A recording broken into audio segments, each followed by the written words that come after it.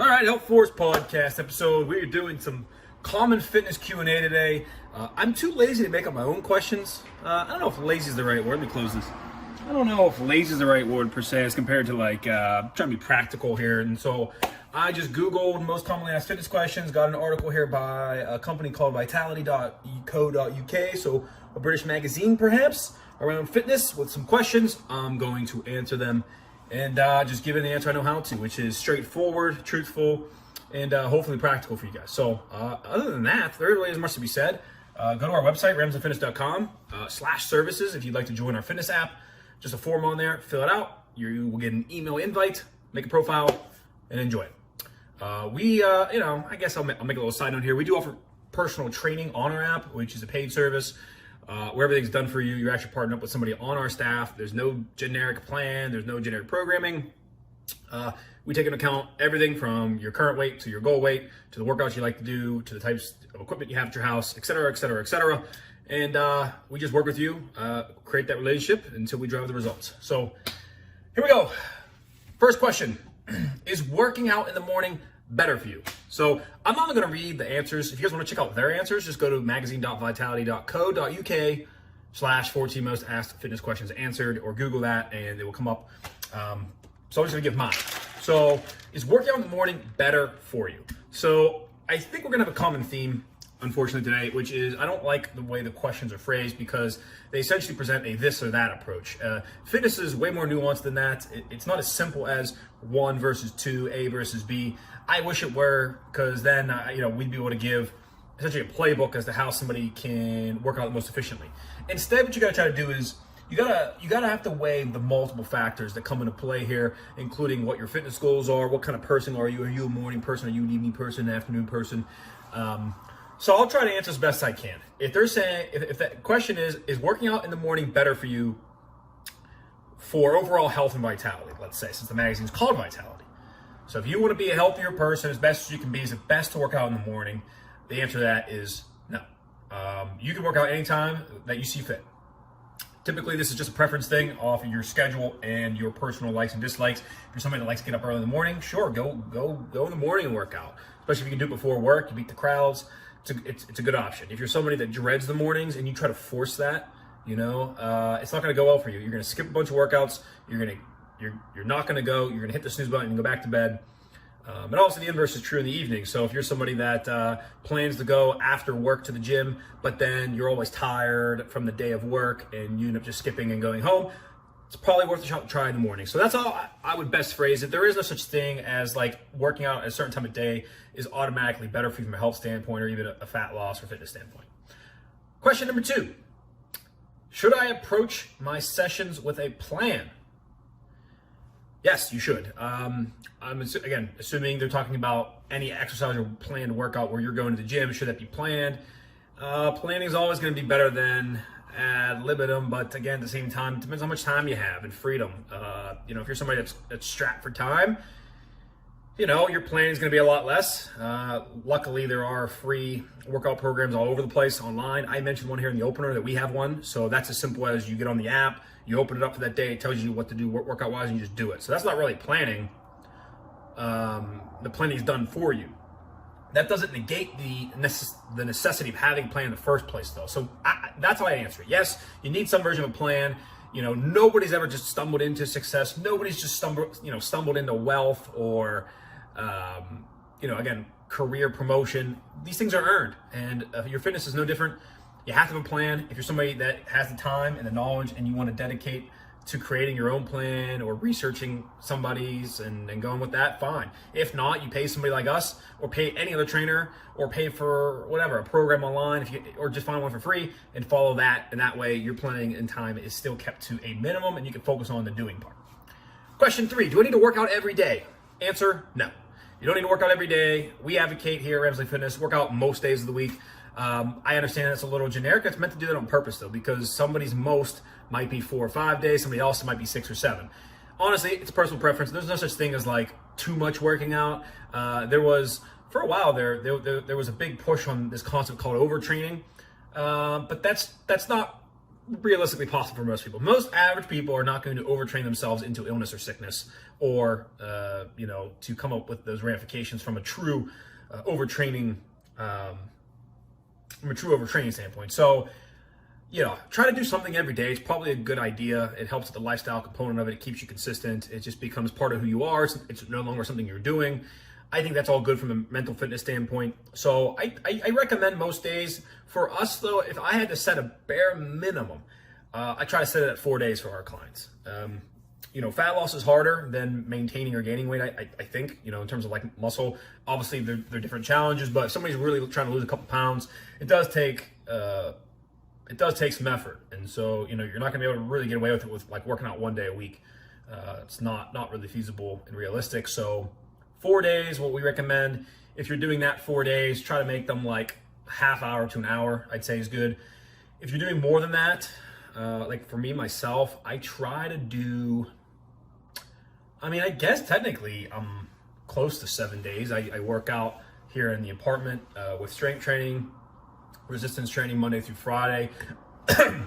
Obviously the occasional day that I skip for whatever reason, whether I have a meeting in the morning, I'm not feeling great, or I'm busy with work, or I just don't want to do something else. So let's say 4 days during the week with a day off, and then Saturday and Sunday, our family goes and takes a hike typically. So there's like 6 days. So just an example. You don't have to work out every day, but you should strive to have physical activity be part of your lifestyle and be part of as many days as you can make it. And actually that way it'll have a psychological effect to lower it'll actually just become ingrained into your mindset. It's no longer a task that needs done. Number 4, how long do you need to work out for? Good question, and that should depend upon the intensity of your workout. The more intense your workout is, the shorter length it should be. If it is less intense, the longer it should be. So for instance, I'm talking about myself personally here, the 4 to 5 days that I'm working out here in the apartment doing resistance training, it should be 45 minutes to an hour, sometimes a little less, like I said, a half hour. And then when we go hiking, it's typically 2 hours plus of hiking, but it's, again, you're walking. So it's not like you're sprinting through the woods. We're not going on these huge, most of the time, we're not going on a huge elevation, down, up, down. It's pretty moderate to light activity that we're doing on a weekend. So that tends to be longer, because a half hour wouldn't necessarily have an overwhelming amount of health benefits. Whereas you start pushing 2 hours, obviously get a good calorie burn, get your heart up, get your heart going. That's what I recommend. So it just depends on the intensity of your workouts, and I recommend doing both. Have more intense workouts for less time, and then do lighter ones like I talked about. Go on walks and hikes, and do physical things outside. Pick up basketball, pick up tennis, play whatever, and play that for longer, a couple hours is good. The last thing I'll say about this is that's why I detest and despise boot camp studios. As they break that rule. They usually make workouts extremely intense and they go for an hour, 45 minutes.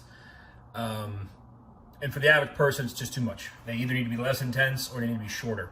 Doing those boot camps for like 20 minutes actually makes a lot more sense to me.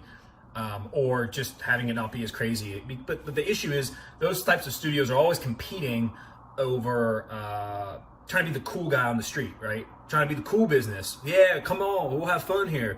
And so they're competing on like intensity, like how intense can we make this? Oh, how much sweat can we make you do? It's not really about the fitness results and the programming to drive that. So if you're competing on being cool, I think it makes sense that obviously they're going to be intense workouts. And then unfortunately, I don't know how that would affect their target market if they shorten them to like 20-minute workouts. Probably would impact it a lot. People feel like that's not enough to pay money for, maybe, and then therefore they wouldn't make as much money, which, by the way, that's their number one concern. Instead of driving results, it's making money. And so that's why you end up with a boot camp that's 45 minutes to an hour. Pretty intense for most people. And I couldn't disagree with that more, especially if somebody's going more than like 3 times a week. It's a bad idea. Number 5, do I need to vary my workout to see results? Answer is yes. Now, how you vary it, again, a nuanced question. There are a plethora of variables in which you may alter and change, including the actual type of exercises you do. Hold on a second. Do I sound good reading these? Yeah, I do, because what's interesting is I didn't rehearse any of this. I have no idea what these questions are. I didn't look at them in advance. I Googled most common fitness questions, clicked the link, just made sure that it was in a format on the screen that I could easily read, and that was it. Away we go. Turn the video, here we go. So these are not rehearsed, by the way. This is just off the top of my head because I have an understanding of what I know leads to successful fitness. So there you go. In case anybody was wondering, we don't do editing. We don't, like, even this video of the podcast or the audio, one cut, one take, away we go. If I screw up, it stays in. Anyways. Yeah, so there's a plethora of variables you can alter from the actual exercises, from the amount of repetitions you're doing, from the amount of sets you're doing, the amount of weights that you're lifting, even the inside of the workouts, the programming of it in terms of the functions, whether supersets or circuits or German volume training. There's so many things. So really where this question stems from is if you do not vary your workout, you will plateau at some point in time. Your body is an adaptation machine. It learns the challenges that it faces and it becomes adaptable to that to overcome those obstacles. Essentially, when you work out, it's like challenging your body physically with some version of a demand, and you want to create this tension where your body is challenging itself, and then what happens is it actually breaks down from a workout. It breaks down the muscles. The muscles actually have these micro tears, and then your body builds back up, and that's how you get stronger. That's how you get more lean. That's how you burn body fat. So if you just do the same workout all the time, the same sets, the same exercises, the same reps, even if the weight kind of changes here and there, you will have a strength plateau, you will have a fitness success plateau. So you do need some variety. The easiest way to do that, I find for myself, is my Monday through Friday workouts. What I do is I pretty much follow like weekly fitness programs. So sometimes I make my own, sometimes I don't. But I really don't like to follow ones that are like 4 weeks, 8 weeks. I will, because obviously there's a ton of evidence to show that having a a workout that maybe keeps the same exercises but changes a couple variables, and you follow that program for 4 weeks, can have benefit. I mean, it does have benefit for sure. It allows you to progress on things. But I get bored, and so boredom's also another factor, and that will lead to missed workouts, so that's something to consider. So yeah, there's tons of things to vary, and it's a personal taste as to what to vary. Obviously, if you're confused, I get it. Again, it's why another good option is just to hire a personal trainer and let them do all that stuff, and you just kind of got to do it. Question 6. So I guess the first questions, the first 5, we're talking about planning the workout in advance, or like talking about theoretical questions. The next couple here, it says during your workout questions. So I guess there's a whole other section. Here we go. Number 6, how do I get a 6-pack? Amazing question. Okay, so 6-pack is just your abdominal muscles. The way they're shaped naturally is they form like 6 viewable bumps, essentially, is the way you want to think about it. And those are just muscle tissue, okay? It's just muscle. It's the shape of your muscle, just like how in your bicep you get, a bump. On your tricep, you get this shaped thing back here, okay? You get shape. As a natural part of that muscle. So you have that, okay? Most people, we have those muscles, okay? They're there. The issue becomes if it's not visible, there are layers of fat that are over top of it. So the way to get the 6-pack is to lose body fat. That's very complicated, very tough subject, very hard to do. Can't answer that question obviously on this podcast. I should probably do a whole podcast just on how to get 6-pack. But calorie controlled diet, so that you are losing weight, eating high protein so that your body's encouraged to the weight that you're losing is fat, not necessarily muscle, as best as possible. Working out, like I said earlier, most days of the week, or at least 4 days a week, and just being consistent over time. That's how you do it. There's no magic. There is no magic exercise. There's no magic diet protocol. Certainly you should strength train your abdominals and your lower back and stuff like that, and core, as you should every muscle. But sitting there doing a bunch of crunches won't necessarily help that come out more. It may provide more definition to the actual muscle tissue, but again, if you still have layers of fat in the way, you won't be able to have a visible 6-pack. Number 7, what type of training do I need to increase muscle mass? So resistance and strength training, varying your repetition and set ranges, and I'll speak about that more in a second, and then having a high protein diet, and in this instance, probably a caloric surplus. So let's break some of that down. In order to increase muscle mass, aka size of the muscle, okay, you need to strength train and do resistance training. What that does is, again, that's that micro tear process I talked about. Your body will go into muscle protein synthesis and rebuild muscle tissue stronger than it was before and in more volume than it was before. And voila, you have more muscle. Now, again, if you're not resistance training, if you're doing just like like cardio, if you're just doing, I mean, guess some yoga, but most of those types of things, like a more relaxed approach, yoga, Pilates, some body weight stuff is a little too easy for that. But long story short, if you're not providing some resistance and progressive resistance, aka you're able to add more weight or make something more challenging, whether it's gravity or whatever, you need to do that in order to continue to micro tear the muscles and rebuild them. So it's an ongoing process. The easiest way to do that is weightlifting, of course. You're able to, most times you have an endless amount of dumbbells that you'll ever need. Most people don't go over the top of the 100 pounds. So you have everything that you need there. And again, it's varying those exercises and actually varying the repetition range. So forever, they used to put these, like your fitness goals into specific boxes, like categories, like, oh, if you want muscle mass, you got to lift between 12 and 15 reps. Oh, you want muscular endurance, you got to go 15 to 20 reps. Oh, you want power, it's got to be 3 to 5. Like they used to do that back when I was in college. It was only about like 10 years ago here now.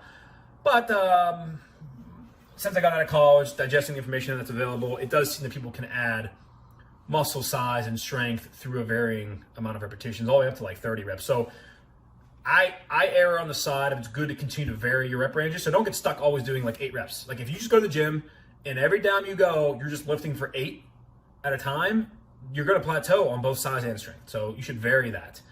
2 weeks is a good idea. So lift a certain rep range for 2 weeks, switch it up. Or in the same workout, you can vary, like some exercises are for 5 reps, some are for 10, some are for 20. It's a good idea. So you can play with that however you see fit. But again, if you want to increase muscle mass, it's got to be some version of resistance training so that you're actually producing that stimulus to the muscle to rebuild. And then you have to have high protein diet. The caloric surplus part is that's an aggressive strategy, obviously, where if you have excess calories, it'll go towards the production of muscle. You'll still add a little bit of fat, obviously, but again, the most important part there is protein. Okay, protein is actually those building blocks that do create the muscle and help build that. So you can't get away with eating like 70 grams of protein per day. And the problem is most people do undereat protein considerably. They underconsume that. So getting a good protein shake and having that to help get you over 150 grams a day is probably a really good idea. That's your goal. Number 8, what type of training do I need to do to lose weight? Any.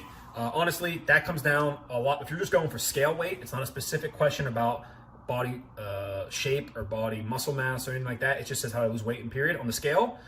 Caloric deficit and activity. And technically, you don't even need activity if that's your only goal is just to lose weight. You can technically do that 100% through nutrition and diet by just consuming less than your body needs. Practically though, obviously, you should be working out most days of the week, and you can get a calorie estimate for what you should eat to lose weight every day. Eat that estimate, track your weigh-ins, see if you're getting success. If you are, continue. If that ever plateaus or it's not right from the get-go, then you can change and alter it. A quick formula I use: take current body weight times it by the number 11. That gets you a good idea of how many calories a day you should eat. So if you're 200 pounds, 200 times the number 11 is 2,200. That's how many calories you should eat per day. And just do that for like 2 weeks. Every day, and so even on the weekends, if you're gonna go out and have beers and eat out, you should still only eat 2,200 if possible. But the way you should do it is, I'm not saying don't eat the good stuff or don't drink beer. Just don't have as big breakfast and big lunch that day and save your calories for that event in the evening, and you should be fine, or at least very close to it. And even if you have one day that's a little bit over, like 2,500, 2,600, like you should be fine. In theory, at least, right? So you do it for 2 weeks. See if your weight goes down. And guess what? During those 14 days, it might go up and down. If you're weighing every day, it's going to go like this. But at the end of the day, day 1 to day 15, you want to see if it's going down a little bit. About a pound a week, half a pound a week is good. So if you do 14 days, you lose 1 to 2 pounds. Keep going and just keep it going consistently. Don't change a thing. And then again, change a thing in terms of the theory. You can change your workouts and stuff. Change the foods you eat, obviously. Just in theory, though, continue what you're doing with the exercise and nutrition. And then once you plateau, you can cut calories by 300 to 500. It's a good little strategy. What type of training do I need to get stronger? So it's the same thing as before, pretty much with muscle mass. Technically, training for muscle size and muscle strength is different. I think you guys know people that are either like small but really strong, or large and very weak. That's a thing. So they are technically different things, but usually they're achieved by the same method: resistance and strength training with weights and eating enough protein. That's typically how it's done. But if you want to go like real niche and talk like strongman type of stuff and power, like power lifting or athletic sports, stuff like that, you want to do very explosive movements for very low reps, like 1 to 4, 1 to 5, heavy weight as you can handle it, lots of rest, long workouts, hour and a half, 2-hour workouts, because you're resting for a long time, doing explosive things like sprints and sled push and cleans and on, and then adding in traditional resistance training as well to round it out. Okay, on to the last 4 questions. These are about after your workout kind of stuff. So question number 10, how often do I need to rest? How often do I need to rest? Tough question. I don't know what they mean specifically, but typically just until you work out next is fine. So if you work out Monday through Friday and you always work out after work, like that's enough time generally, obviously, from when you complete your workout to you start your next one the next day, it's fine. Definitely shouldn't be like working out 4 times a day or something. If you mean like take off a week totally, like completely rest, I would say it's as you see fit, honestly. I I do it every once in a while, but it's probably like 1 every 12 weeks, something like that. It's about right. That's whenever you feel like you're doing it. If you're working out really, really, really hard, you might need it more often, maybe like 1 every 5, 6 weeks. If you're not working out that hard, you might never need to take off a week. So that's kind of just touch and feel. Kind of a crappy answer from me, but I don't like the question, so tough to take it in a direction. Number 11, when should I stretch? How often? You stretch after your workout. Do not stretch before your workout. You want to stretch when the muscles are warm. How often? You can do it after every workout if you want. I'm not huge on stretching. I actually think overstretching is an issue. When it comes to athletics, people stretch like before the events, and that actually like affects the elasticity of the muscle and actually reduces your power output, which isn't good. Think about like a rubber band, right? You want the rubber band to have some snap to it. So when you pull it apart and it snaps back, like you want that. Same thing with sports. You want the muscle to have snap to it because that's what creates the explosion. So when you're overly stretching, you're taking that rubber band and making it like not have that snap anymore. And so there is some research to suggest if you do that before a sporting event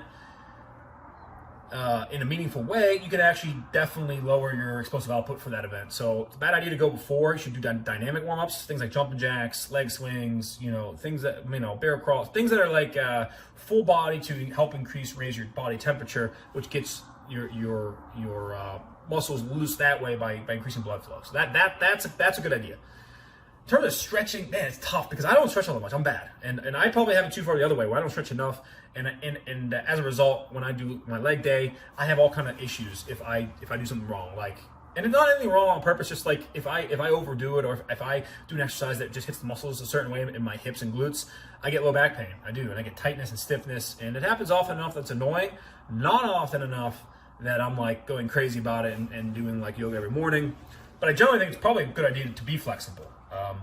But you got to balance it with strength training. You don't want to be, I'd imagine you wouldn't want to be like super skinny and loose and gumpy. Most people that are working out do want some version of shape to themselves, like lean tissue shape, muscle. And again, those kind of counterbalance one another. So the more you lift, the more you should probably stretch. Number 12, what's the best way to help sore muscles? My favorite, I'm a little bit of So I like when people have sore muscles in terms of clientele, my wife, whoever, myself.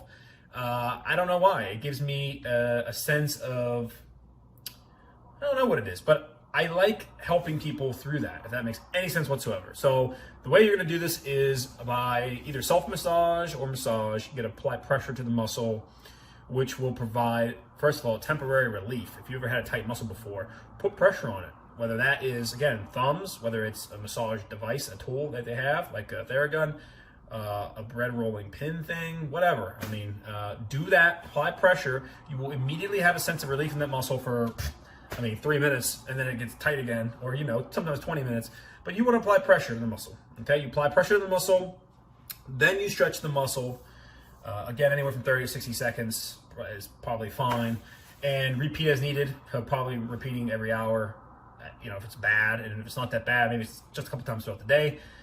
That should help with the pain, and it should help recover faster, believe it or not. So the other thing you can do is heat. So you take if you're in a hot tub or a hot bath, that typically tends to help. So if you got like low back pain like I get, a nice hot steaming bath really does help to loosen the muscle up. So then I get out of the bath and then I stretch those muscles, and that provides me both the temporary relief and then it speeds up the recovery of my overall body.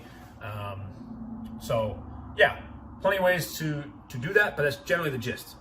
13, only 2 more left. 13, how and when do I need to use a foam roller? So you don't need to use a foam roller. Nobody needs to use one. They are nice tools though for self-massage. So I was saying earlier, if you don't have a significant other, if you don't have a family member, if you don't have anybody in your life that can help you in your home when you're sore on the spot, then you have to resort to self-massage. You gotta do it yourself. There is nobody else. And there's endless ways to do that. A foam roller is one of them. Now, people talk about myofascial release and there's all these crazy concepts. Not crazy as in they're bad. I just mean like advanced, I guess. It's an advanced, complex topic about what the real benefit of a foam roller is. I still view it as it's mostly great for self-massage and helping tight muscles become a little more loose so you can stretch them after. I know that people think like it's a magic bean thing, and that's fine.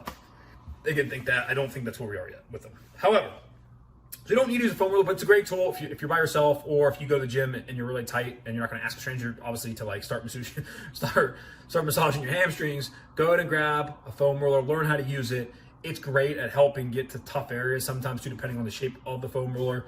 And again, apply pressure to the muscles that are very, very sore. You do that for anywhere from 5 to 10 minutes on various different muscles, and then stretch 5 minutes overall or whatever.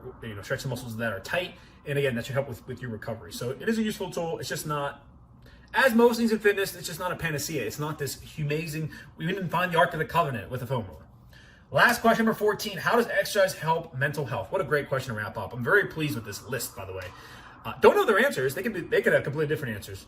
But I love it. How does it help mental health? So there are chemicals that actually release in your brain when you complete a workout, feel good hormones. And so it does help you with things like stress, mood, sadness, depression, things like that. It does absolutely help from a chemical, biological standpoint, for sure. Obviously, you don't want to offset that by by creating stress because you're working out too hard or you don't like it, or you gotta be smart about it still. But still, you'll have a chemical benefit to it. Obviously, you should feel better. It should help self-esteem issues if you're seeing fitness progress. If you are improving the way that you look and feel, that should help improve your overall sense of worth for yourself. People do definitely feel better when they are more healthy, both in terms of body fat percentage and body weight. If you're carrying around extra pounds, you feel that, and it weighs on you and it brings you down, and it does affect your health. So it's a good idea to get that excess weight off if you can. Unfortunately, most of our country is carrying a lot of weight around. We're like 42% obesity, so there's a lot of people that need help and that probably aren't feeling that great. It's probably also a little bit of a correlation as to why we're having mental health attention and issues around that subject, because most people are dealing with it, partly because their physical health is so horrid. I'm sure it doesn't help. So you combine all these things, yeah, certainly. I think it develops character. I put character under mental health. I think for me, mental health and mental fitness, they're similar. And I actually think exercise helps mental fitness more. Mental health for me, I try to reserve for like medical conditions, and I try to make that a lot more serious of a topic than what we've been talking about lately. And I'm using this term mental fitness that I'm defining as a way to handle the everyday kind of stuff. So, if you don't like your job and you're upset by that and sad, to me, that's not mental health. It's not like you're mentally ill or something's wrong with your mental functions or capacities. Your mental fitness, though, isn't good. Like you're not healthy from that standpoint. Like that's me. Maybe I'm splitting hairs, but I think it's important to kind of like make that difference known, because again, for me, mental health is just a lot more serious than like mental fitness. Mental fitness is something that's in our control and we can mostly handle through our mindset and our character as we develop the traits. So there we go. 14 questions down in about a half hour. So excellent. If you guys have additional questions you want to answer, hit us up on social media, Ramsley Fitness at Facebook and Instagram. On Twitter, it's RamsdenEF. And obviously our website, ramsleyfitness.com. Podcast available as the audio-only version on the plethora of platforms where you can find podcasts. Just search for the HealthForce podcast. Maybe even put in my last name, Ramsden, might help find it if it doesn't come up immediately. And then the video versions go on Facebook and YouTube, which is Ramsden Elite Fitness. So thanks again. I had fun doing it. I felt pretty confident. I felt pretty like I didn't have any tricky questions. I've been doing this stuff for a long time now, so it does come second nature, especially when you predicate all your opinions off of the facts and data and research that's available. I don't have an ideology about this kind of stuff. You bring somebody else on and ask these questions, and if they're ideological about fitness, like if they're a CrossFit nerd or a advocate for yoga for everybody, and that's all they need, they're going to have a tougher time, I think, answering these questions because they're going to make their opinions off that ideology first that have to fit the question, whereas I don't have an agenda. I think there's multiple ways to skin the cat, as they say, and I felt really good about those answers, and I think they're super practical and valuable, and I hope you guys find some value in them. So thanks for joining, and I'll see you guys on the next episode.